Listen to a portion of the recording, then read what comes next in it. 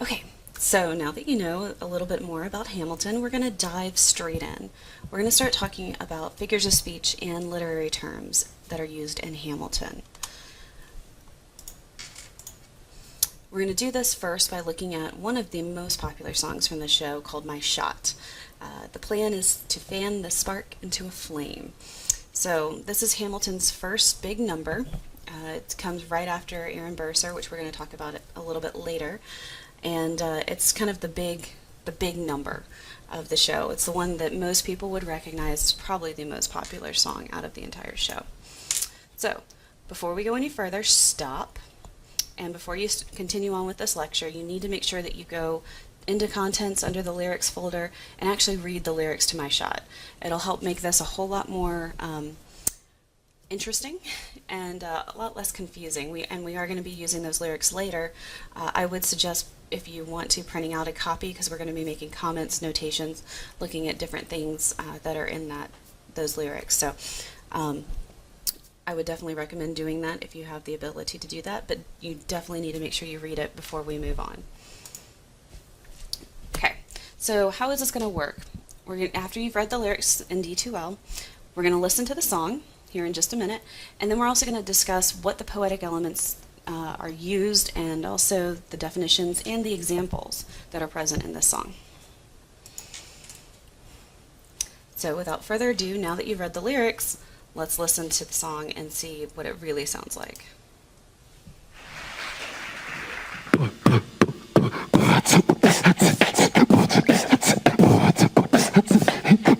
Hey yo, I'm John Lawrence, in the place to be. 2 pints of Sam Adams, but I'm working on 3. Those redcoats don't want it with me, cause I will pop, chicka pop these cops till I'm free. Oui, oui, mon ami, je m'appelle Lafayette, the Lancelot of the revolutionary set. I came from afar just to say bonsoir to the king, cause it's who is the best? C'est moi. Brah, brah. I am Hercules Mulligan, upping it, loving it. Yes, I heard your mother say, come again. Lock up your daughters and horses. Of course, it's hard to have intercourse over 4 sets of corsets. Oh, no more sex. Pour me another brew, son. Let's raise a couple more to the revolution. Well, if it ain't the Prodigy of Princeton College, Aaron Burr. give us a verse, drop some knowledge. Good luck with that. You're taking a stand. You spit, I'ma sit. We'll see where we land. Burr, the revolution's imminent. What do you stall for? If you stand for nothing, Burr, what do you fall for? Ooh, who are you? Who are you? Who are you? Who is this kid? What's he gonna do? I am not throwing away my shot. I am not throwing away my shot. Hey yo, I'm just like my country. I'm young, scrappy, and hungry, and I'm not throwing away my shot. I'ma get a scholarship to King's College. I probably should amaze and astonish. The problem is I got a lot of brains but no polish. I gotta holler just to be heard with every word. I drop knowledge. I'm a diamond in the rough, a shiny piece of coal, trying to reach my goal. My power of speech, unimpeachable. Only 19, but my mind is older. These New York City streets get colder. I shoulder every burden, every disadvantage. I've learned to manage. I don't have a gun to brandish. I walk these streets famished. The plan is to fan this spark into a flame. But damn, it's getting dark, so let me spell out the name. I am the A-L-E-X-A-N-D-E-R. We are meant to be a colony that runs independently. Meanwhile, Britain keeps shitting on us endlessly. Essentially, they tax us relentlessly. Then King George turns around, runs a spending spree. He ain't ever gonna set his descendants free. So there will be a revolution in this century.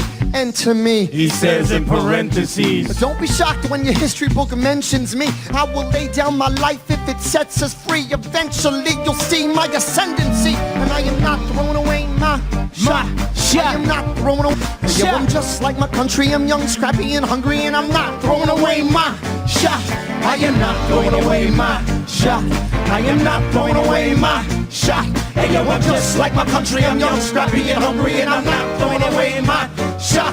It's time to take a shot. I dream of life without a monarchy. The unrest in France will lead to anarchy. Anarchy, are you saying? Are you? Oh, anarchy. When I fight, I make the other side panicky with my shout. Yo, I'm a tailor's apprentice, and I got y'all knuckleheads and local parentis. I'm joining the rebellion, cause I know it's my chance to socially advance. Instead, it's always the pants, I'm gonna take a shot. But we'll never be truly free until those in bondage have the same rights as you and me. You and I do or die. Wait till I sally in on a stallion with the 1st Black Battalion. Have another shot. Geniuses, lower your voices. You keep out of trouble and you double your choices. I'm with you, but the situation is fraught. Rock like Lancelot, I think your pants look. Attach a plot, blacker than the kettle calling the pot. What are the gods? The gods will put us all in one spot. Pop in a squad in conventional wisdom, like it or not. A bunch of revolutionary manumission abolitionists. Give me a position, show me where the ammunition is.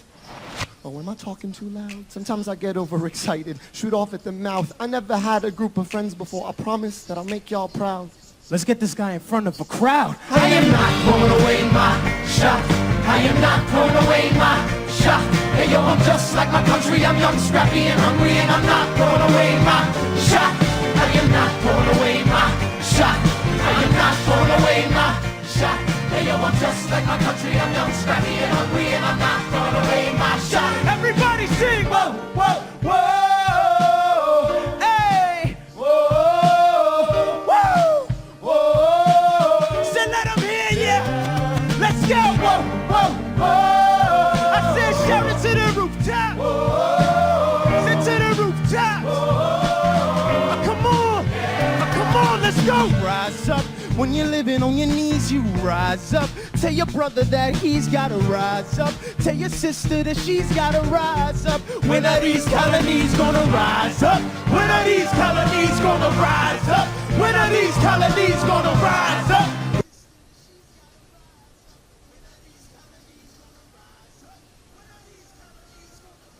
When are these colonies gonna rise up? Rise up! I imagine death so much it feels more like a memory. When's it gonna get me? In my sleep, 7 feet ahead of me? If I see it coming, do I run or do I let it be? Is it like a beat without a melody? See, I never thought I'd live past 20. Where I come from, some yet half as many. Ask anybody why we living fast and we laugh, reach for a flask. We have to make this moment last. That's plenty. Scratch that. This is not a moment, it's the movement. Where all the hungriest brothers with something to prove. When foes oppose us, we take an honest stand. We roll like Moses, claiming our promised land. And if we win our independence, is that a guarantee of freedom for our descendants? Or will the blood we shed begin an endless cycle of vengeance and death with no defendants? I know the action in the street is exciting, but Jesus, between all the bleeding and fighting I've been reading and writing, we need to handle our financial situation. Are we a nation of states? What's the state of our nation? I'm past patiently waiting and passionately smashing every expectation, every action, act of creation. I'm laughing in the face of casualties and sorrow. For the first time I'm thinking past tomorrow. And I am not throwing away my shot. I am not throwing away my shot.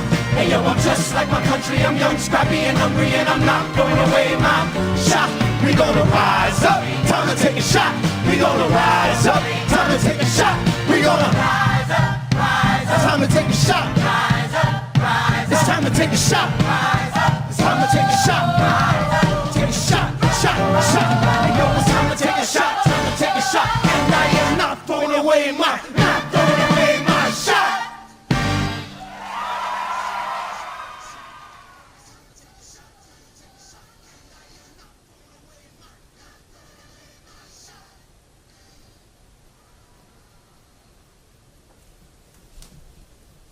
Okay, so what do you guys think? It's a pretty powerful number, and it is absolutely packed full with literary devices. So let's see what some of those literary devices are. First thing we're going to start with is a metaphor. Metaphor is something that you've probably heard of. One of the more common literary devices. It's also something that you've probably used fairly often. The example that we have from the show, I'm a diamond in the rough, a shiny piece of coal.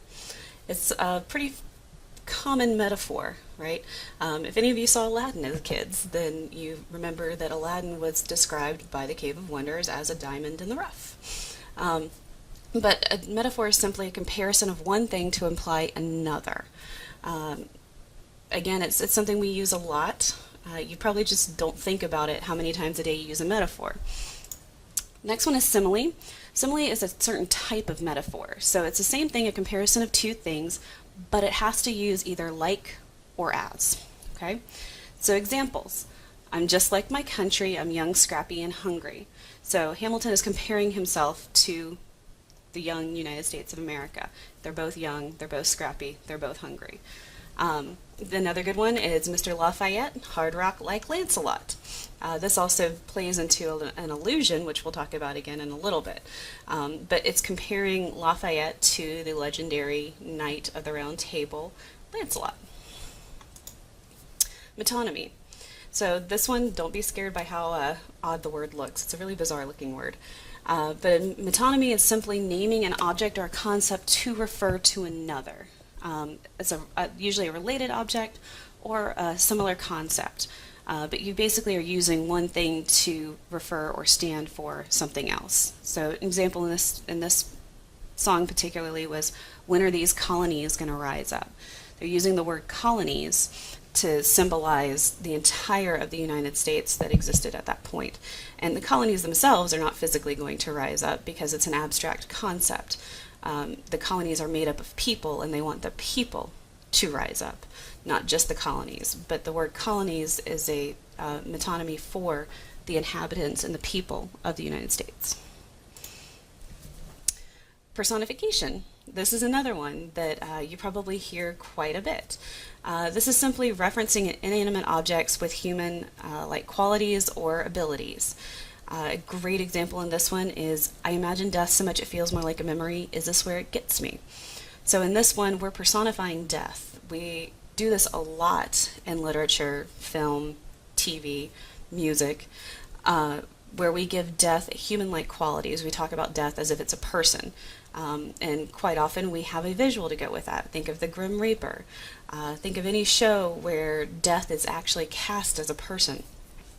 So in this example, they're saying, I imagine death. It feels more like a memory. Is this where it gets me? Like death is actually physically coming for them. It's a person, it has legs, it can walk, it can grab you, instead of the abstract concept of death. And that's one of the reasons we use personification, is especially with abstract concepts like death. Another good example is love. When you think about love and you think about it being embodied, you think of a cute little cherub that's going to shoot arrows at you. We do a really good job of, in literature and in modern culture as well, taking these abstract concepts that are very hard to depict or imagine, and by using personification we make them easier to accept, to discuss, and it gives you a much better image as well. Lexical ambiguity or pun. Okay, so this is simply the repetition of a word that has two different meanings, and the entire song is filled with this. It's one of the best examples of a lexical ambiguity or pun, really, in modern culture. So the word shot in this song, it's the title, My Shot. So it means multiple things. It means the chance or the opportunity. He's not going to throw away his shot. He's not going to throw away his opportunity to rise up, to come up the ranks, to be better than he was, to really succeed in this country, the American dream, all of that. It's also the physical shots, because it's taking place in a bar. They're saying, hey, I'll take another round, give me another shot. So they're physically taking shots of alcohol. And it also alludes to the fatal duel with Burr, where Hamilton actually throws away his shot by firing into the air instead of firing at Burr. In dueling, that's called a delope. So you have one word, shot, that has three very different meanings in this one song, and over and over and over and over again, it's repeated in all of these different capacities, which plays into repetition. The act of repeating something that's been said or written. So again, an example is not throwing away my shot. Rise up.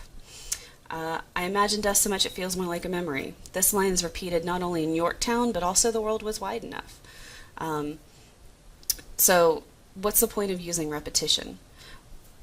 Makes you remember it, doesn't it? If something's repeated and it's catchy, you walk out of the theater thinking, oh yeah, okay, that makes sense. I remember that line. It's the one that kind of tends to stick with you. Because the more times you hear things, the more likely you are to remember. A rhetorical question. This is something that is used very often in Hamilton and also in most forms of literature. So the definition of a rhetorical question is just asking a question for a purpose other than to get an answer. When you ask a rhetorical question, you don't expect an answer. So a great example of this in my shot is, are we a nation of states? What's the state of our nation? When Hamilton asks these two questions, he's not expecting you to be like, well, let's talk about the nation of states, all right? He's simply posing a question to really make you think, and that's what a rhetorical question is there to do. It's not meant to elicit a response from you, it's meant to make you go, now what's the difference between the two? Are we a nation of states, or are we a state of our nation? Foreshadowing. We see this all the time. Think about movies. Think about TV shows that you like, all right? So foreshadowing, that's where there's a hint of something that's going to come later in the plot. In music, we can do it a little bit differently. One of the best examples would be if you've ever seen the movie Jaws. Jaws has the most popular theme song that only consists of 2 notes. And typically when the shark is about to appear, they start doing dun-dun, dun-dun, dun-dun, dun-dun, dun-dun, and then it gets faster until the shark, erupts out of the water. But that's a type of foreshadowing. When we start hearing those notes playing, we know, hey, there is something coming. All right, and they do that the same in any type of literary works as well. There are little hints that you're going to get throughout saying, hey, there might be something later to come. A great example in this song is when they tell Hamilton, when Burr tells Hamilton, if you got to be carefully taught or you're going to get shot. So it's a type of foreshadowing. It's also a bit of an irony considering that Burr himself is the one that winds up shooting Hamilton. But it's a bit of a foreshadowing of what's going to come later. Lauren's also Wait Till I Sally In on a Stallion with the 1st Black Battalion. That's a great kind of foreshadowing into how Lawrence actually ends up dying. And he was a staunch abolitionist, and we'll talk a little bit more about his life when we get to the characters. Synecdoche, one of my favorite words to say. So the definition is a part of something is used to symbolize the whole, or whole is used to symbolize a part. Again, this is something we do quite a bit. A great example in the song was redcoats. Obviously, they're not talking about an actual red coat. They're talking about the redcoats to symbolize the entirety of the British Army and also at times the entire British Empire. They're physically fighting the redcoats, but it's symbolizing so much more. It's symbolizing the entire reign of King George III. And an illusion. This is Lin-Manuel Miranda's bread and butter. He throws illusions in here left and right. And so an illusion is simply an expression that's used to call to mind something specific without explicitly stating it. Typically a passing or an indirect reference. You see this all the time in literature. Great example of classic literature, T.S. Eliot's The Wasteland. Eliot had so many allusions that he sometimes had more footnotes on the page than he had actual poem to explain all of the allusions that he has in it. Another contemporary example, J.K. Rowling, Harry Potter. All right, she packs that thing with allusions left and right. The spells are typically Latin that stand for actual words that they're saying. Minerva, McGonagall. Minerva was the Roman goddess of wisdom. So, things like that. Sirius is the dog star, and Sirius Black turns into a dog. So, some examples in Hamilton. Some really fun ones. I Got a Holla Just to Be Heard. It's actually a reference to a famous song by Tupac. I Am the AL, EX, ANDER is actually a throwback to Going Back to Cali by the Notorious B.I.G. I'm Only 19, but My Mind is Older. That's a reference to Shook Ones Part 2 by Mobb Deep. Row like Moses, claiming our promised land, obviously a biblical reference to the Red Sea and the plight of the Jews in Exodus. You've Got to Be Carefully Taught is a reference to a song in South Pacific, which is a musical by Rodgers and Hammerstein. So some pretty varied allusions, if you can imagine that. So what we're going to do now is we're actually going to look a little more closely at the lyrics for My Shot.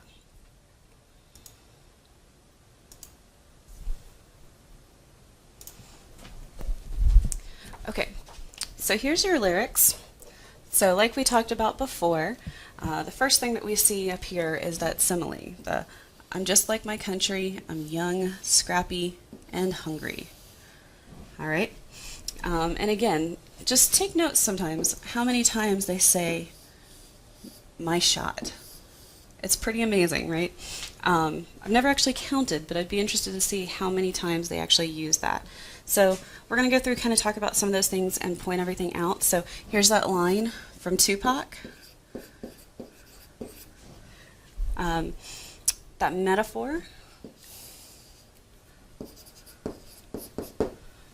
I'm a diamond in the rough, shiny piece of coal. All right. I'm only 19, but my mind is older. There's that illusion.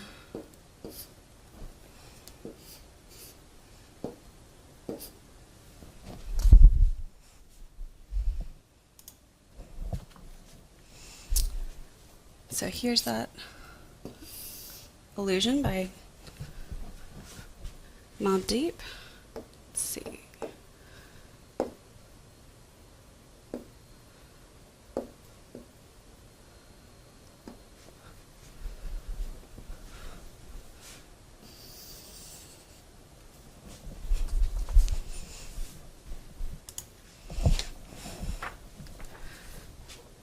Okay. So here's that example that we were talking about from Mobb Deep.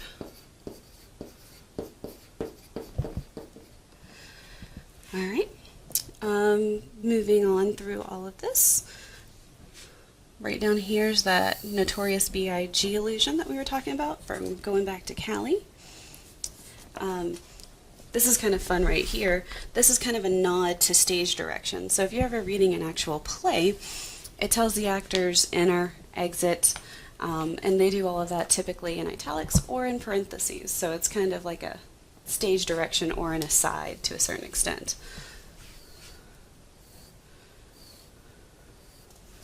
Okay.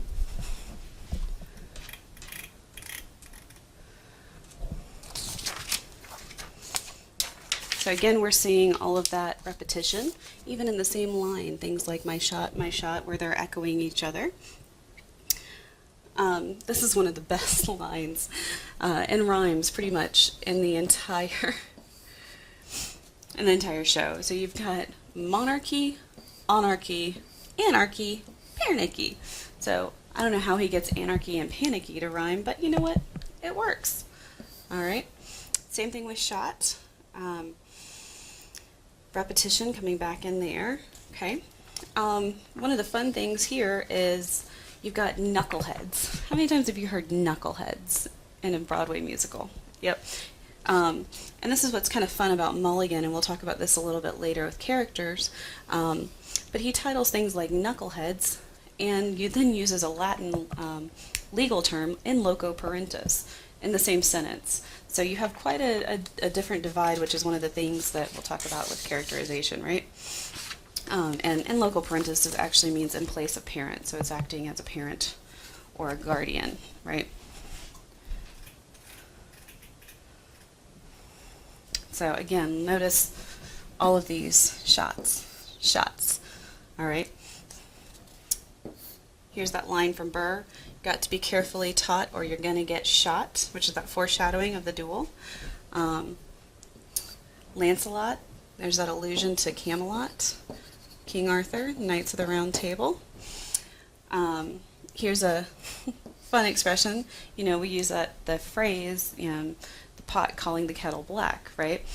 Talking about somebody that is, saying something about somebody else, but it really reflects on them as well. So he's got some slang idioms going on there. This is an interesting one. Ammunition. Give me a position, show me where the ammunition is. Now, you can take that literally, and that he's saying, hey, give me a weapon, give me a firearm, give me some bullets, let me at them. But as we know, Hamilton likes words. Hamilton is big on words. Kind of goes back to the idea of the pen is mightier than the sword, right? So he uses words as his ammunition as well.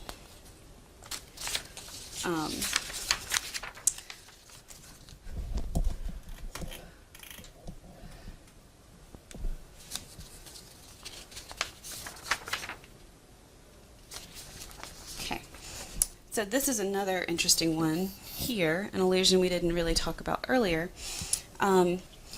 So this is actually an allusion to Walt Whitman, one of the most famous American poets, right? And it's an allusion to his poem, The Song of Myself, which says, I sound my barbaric yawp over the rooftops of the world. It talks about really finding your voice, letting it go. And so Lawrence in here is saying, I'm going to shout it to the rooftops, set it to the rooftops. So he's trying to echo kind of the father of modern American poetry in that. We come back to that repetition with the rise up, rise up, rise up, rise up.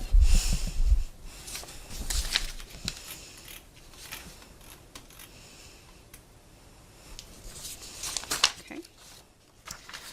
And these are those lines that I told you are mentioned in two other songs, Yorktown, and then also in The World Was Wide Enough. Here's that famous biblical allusion. We roll like Moses, claiming our promised land, right? Comes from the Jews' plight out of Egypt to the promised land. Here's those rhetorical questions that we were talking about. Are we a nation of states? What's the state of our nation? All right, now as we get to the end, again, you see all of that repetition. So things, shot, shot, shot, shot, shot, shot. So many shots, right? Shots echoed with, again, those rise ups, right? Shot, shot, shot. Right? Oh, we even missed a couple of rise ups. Look at that. So look at all of that repetition that goes on throughout the entire song. And again, those are the things that he really wants you to pay attention to. That's why he's repeating them multiple times. Okay? So, now that we've looked at this, we've kind of dissected our first set of lyrics. Okay? Let's go back to PowerPoint and your first round of discussion questions for poetry. So, question that's being asked, what do you think is the main reason for Miranda to use all of these poetic devices? It's the first song that we've really kind of delved into, and why? Why would he bother putting all of this into a Broadway play? So one other thing I want you to do is locate another poetic device that's not discussed in this lecture. There's still a lot, and you need to quote it. Make sure you quote it using correct MLA citation. If you need to, you can look back at the MLA citation lecture. And then I want you to answer these two questions in 300 plus words in D2L under the discussion posts, and then you need to respond to at least 2 of your classmates with 150 words in each response. Okay? And I'll see you in the next lecture.